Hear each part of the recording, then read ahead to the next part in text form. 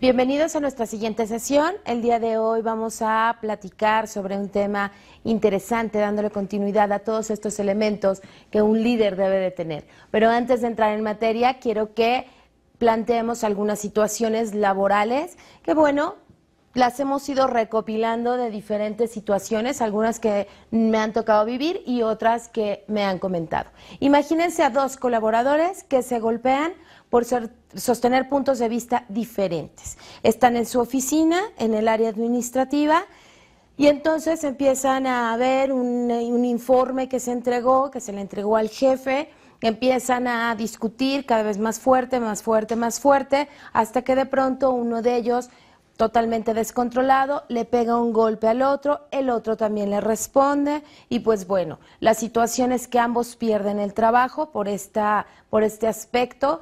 La empresa en ese momento tomó esa decisión y son cosas que de pronto se pueden dar. No sé, quizá ustedes pongan sus ejemplos de situaciones similares. En otra ocasión, un empleado amenaza con un cuchillo a su jefe en un restaurante, en donde igual también el jefe le pide que haga algo. El muchacho se queda muy enojado todo este tiempo y después toma el cuchillo y va y lo amenaza. Por supuesto que también a este colaborador tuvieron que darlo de baja y afortunadamente no pasó nada más fuerte en este incidente. Por el otro lado tenemos también alcoholismo dentro de las empresas. De pronto empezamos a detectar algunas actitudes de la gente, de colaboradores en cualquier nivel de la empresa, porque a veces pensamos que solo los obreros, ¿verdad? Y no necesariamente en cualquier nivel de la empresa. Hoy por hoy también el índice de alcoholismo en las mujeres ejecutivas se ha incrementado notablemente en los últimos 2 años y pues bueno, la conducta empieza a cambiar, es llegar a las 10 de la mañana con un colaborador y oler el aliento a alcohol y bueno, definitivamente empieza a disminuir su manera de trabajar, sus relaciones con los demás también, y esto relacionado con el alcoholismo. Otra situación que quiero comentar con ustedes, pues también que se dan dentro de las empresas, es el acoso sexual. Y bueno, generalmente pensamos que es más pensado de un jefe hacia un jefe hombre hacia una mujer. Sin embargo, también las estadísticas se están incrementando en este aspecto y hoy también es común encontrar mujeres que acosan sexualmente a hombres. Todas estas situaciones, junto con esta última que les quiero comentar, que tienen que ver con enfermedades físicas o psicológicas, quizá algunos de ustedes han encontrado o han vivido desafortunadamente alguna situación así. En este caso de una enfermedad psicológica, me tocó presenciar un caso particularmente fuerte de una colaboradora excelente, verdaderamente, con una actitud maravillosa, una actitud siempre de disposición a ayudar, con muchísima actitud de servicio también. Sin embargo, esta chica empezó a tener algunas conductas extrañas, algunas conductas raras en verdad con sus compañeros y cada vez era más común. Sin embargo, de esto no nos dimos cuenta hasta que empezamos a hacer las entrevistas. Un día llega en un estado crítico, en un estado psicótico se podría llamar, amenazando en recursos humanos, diciendo que ya no podía más, que se tenía que ir en ese momento, que ya no aguantaba a sus compañeros, que todo el mundo la miraba mal, como un poco asediada se sentía ella. Finalmente se va y al darle seguimiento a este caso nos damos cuenta que tenía esta situación bipolar que no se le había manifestado durante más de 15 años que llevaba colaborando en esta empresa. Sin embargo, esa vez se desató.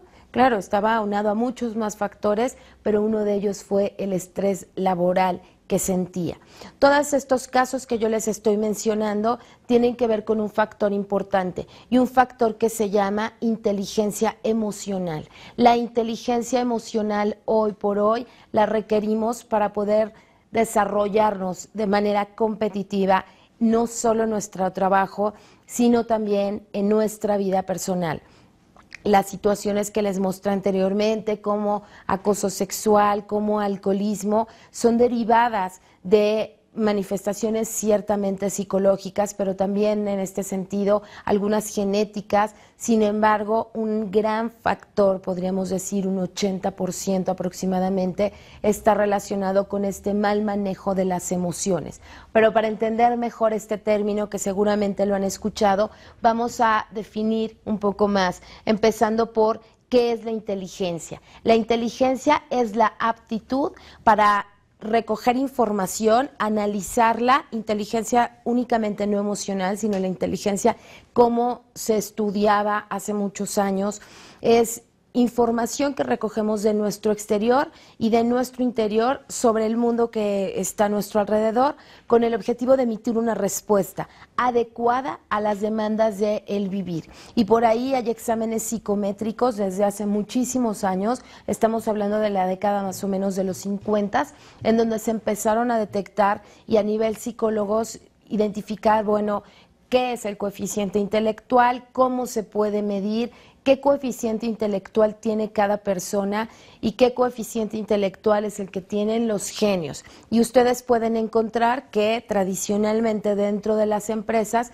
pues esta entrevista o estos exámenes psicométricos se basaban particularmente en identificar cuál era el coeficiente intelectual. Y por ahí tenemos rasgos, desde una persona que tiene un bajo coeficiente intelectual hasta alguien que sobresale en su coeficiente intelectual. Para algunos organismos, para algunas empresas, para algunos trabajos particularmente, esto era relevante. Sin embargo, la inteligencia como tal es esa habilidad para que nosotros podamos, a través del sistema de nuestro cerebro, poder emitir una respuesta. ¿Para qué? Pues para vivir en el mundo en el que vivimos y vivir de acuerdo a las exigencias del propio medio.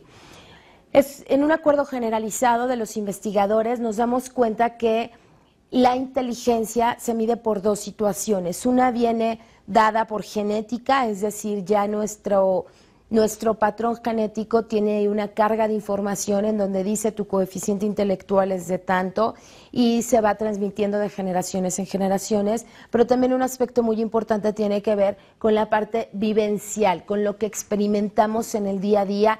Si vivimos en un ambiente enriquecedor, nuestra inteligencia seguramente se va a ir incrementando. Si vivimos en un ambiente pobre, en cuanto a la mejor lecturas, pobre en cuanto a la interacción que yo puedo tener o los retos que yo puedo tener, seguramente mi inteligencia se va a ver mermada. Y esto es común como nuestro cerebro, como cualquier órgano que está en nuestro cuerpo, necesita estarse ejercitando, si no se atrofiaría. Y esto tiene que ver con la experiencia. Por eso es que muchos psicólogos coinciden con este punto en el cual dicen, bueno, pues sí, una es tu carga genética que ya traes por nacimiento, sin embargo también es que lo puedes ir incrementando con la vivencia, con los ejercicios, porque además los investigadores a principios de estos siglos que les decía, de estas décadas de los 50, pues identificaron diferentes tipos de inteligencia. Hay inteligencias verbales, por ejemplo, ¿no? O la inteligencia se compone de estos factores.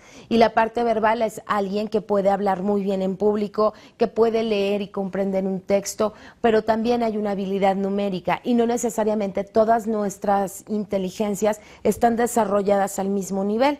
En algunas personas es más notorio su habilidad para los números, para el manejo de números, para el manejo de operaciones, mientras que para otros es más fácil identificar el lenguaje, por ejemplo, ¿no? Veamos este tipo de inteligencias, cómo es que se han ido desarrollando. De acuerdo a Gardner, existen o plantea él 7 tipos de inteligencia. La primera, como les decía, comprensión verbal, que yo leo un texto y puedo comprender qué me están diciendo las ideas centrales y no todo el mundo tiene el mismo grado o el mismo nivel.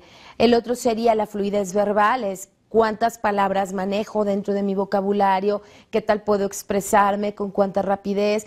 Hay personas que parecieran como lentas, ¿verdad?, a la hora de hablar y que se quedan pensando en las palabras, alargándolas, y esta parte pues tiene que ver con la fluidez verbal, qué tan apto es uno o qué tan desarrollada tiene esta inteligencia. La otra es la habilidad numérica, como ya la había mencionado, la habilidad espacial, que es entender los espacios, esta parte de comprender también las distancias. como un pensamiento un poco más abstracto, pero hay quien puede llegar y decir, bueno, en este lugar mide aproximadamente 25 metros, tiene esa habilidad, esa inteligencia, mientras que hay otras personas que no identifican cuánto es un metro y si esta mesa, por ejemplo, podría quedar bien en este lugar. Hay personas que tienen que moverla necesariamente y hay otros que con esta habilidad espacial lo pueden identificar perfectamente. Otro tipo de inteligencia es la memoria. Igual ustedes pueden ver a su alrededor con personas que para quien es fácil memorizar, hay personas para quien es fácil guardar una cantidad de información impresionante, y mientras que para otras no, aquellas que se dedican más a anotar, no se me vaya a olvidar la cita de hoy a las 5 de la tarde, y ahí con quien uno puede establecer una cita de aquí a un mes y sabemos que no se le va a olvidar, porque su inteligencia en ese sentido, la memoria, está muy desarrollada. También existe la de percepción, que es en cuanto a percibir también el espacio y el percibir las diferentes sensaciones y las diferentes, como si las temperaturas también, y por supuesto el de razonamiento, qué tan lógicos somos en el momento de razonar, y también pareciera como que es normal, pero cuando uno convive con las personas y cuando uno analiza a las personas, pues se da cuenta de qué tan desarrolladas están estas inteligencias y cuáles se destacan de otras.